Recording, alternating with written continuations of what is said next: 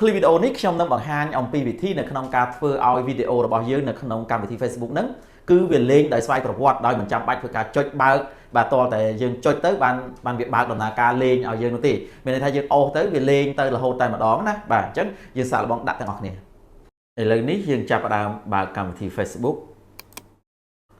បន្ទាប់មកទៀតយើងចុចទៅលើសញ្ញាត្រេ3នៅខាងលើនេះរួចហើយយើងយក setting and privacy សញ្ញាកងចក្រនេះបន្ទាប់មកយើងចុចទៅលើពាក្យថា setting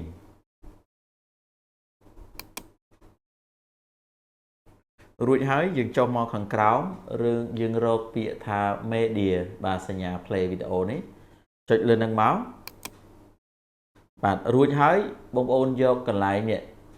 បាទគេដាក់ថា auto play in feed and story អញ្ចឹងយើងចុចនៅកន្លែងហ្នឹងមកយើងដាក់ថា